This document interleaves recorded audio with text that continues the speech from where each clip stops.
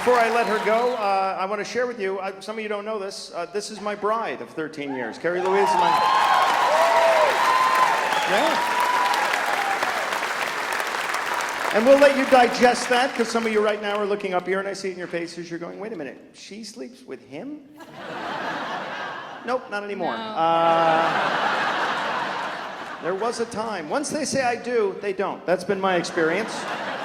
Well, come on, though, honey. We had a great time, especially our first date. Do you remember? I do. It was so romantic. Tom touched my heart. Yeah. Well, technically it was your breast, but it was right on top of your heart. Same thing. Right? It was a great night. He took me to dinner. He paid for me. Yeah. Well, I had to. We were in a drive-thru, and I was driving, and people were honking, you know. But by, like, date 3, I was all set to propose that we see other people. And I didn't. We ended up getting married. Our wedding was so romantic. We had our rings engraved. Yeah. Mine says, our love will last forever.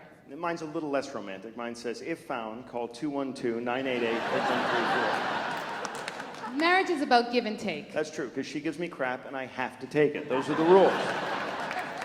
We fight sometimes, like over the little things. Like my penis. Apparently that's a problem. And, but we never go to bed angry. We never go to bed That's mad. true. We would much rather stay awake and plot our revenge. That's how we handle it. And we ended up having children. Yes, we did. And I'll never forget the day we found out we were pregnant. We took a home pregnancy test together, and Tom was reading the directions, and it said, if you see a blue line, you're pregnant. If you see a white line, you're not. And it turned blue. And then Tom ran and got the white out. And then I turned blue, because I tell you what, a twin pregnancy is a brutal pregnancy. First trimester, a lot of vomiting and crying, and Kerri was having a tough time too. And I'd love to see you give birth to a child. no, I'd love to see you pee your initials in the snow. We're just different, honey. And by the way, I've been up here for, what, 5 minutes now? Have you heard me once talk like this? That's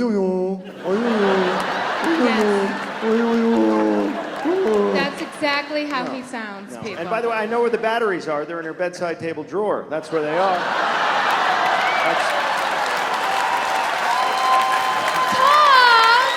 What? Well, no, in case there's a blackout, that's where she keeps her flashlight. That's right. That's shaped like a cucumber. Anyway, was that out loud? Anyway, anybody here have children? Have we discussed this Yes, yet? well, I talked to the moms. We're the daddies here, by the way. Sir, do you have kids? Yes. Yeah? Do you like them? Well played, sir. Good answer. Is anyone here trying to have kids? Well, not right now. No, that would be awkward. And that would steal focus from us. No. Because it's a joy, but it's also, you know, it's a little bit of a nightmare, too, having kids. It's very scary. It changes things. In the delivery, I mean, just right from the delivery room. It was so amazing, though. Tom filmed our delivery. I did. I call it the sequel, because I also filmed the conception. But, No, he didn't. That's a joke. He didn't do that. No. Hey, Tom, you didn't do that. No. Tom's a good guy. He's a great father, but it took some training, you know, these guys. I had to explain to him that the children have cries and they mean something. That's how they communicate. Like if you hear wah, wah, wah, well, everybody knows that means stick a bottle in my mouth and I'll shut up. Yeah.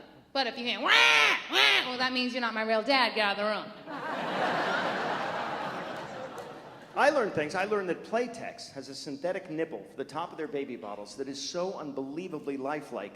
And you have not lived until you had a gin and tonic through one of these things. Honest to God. That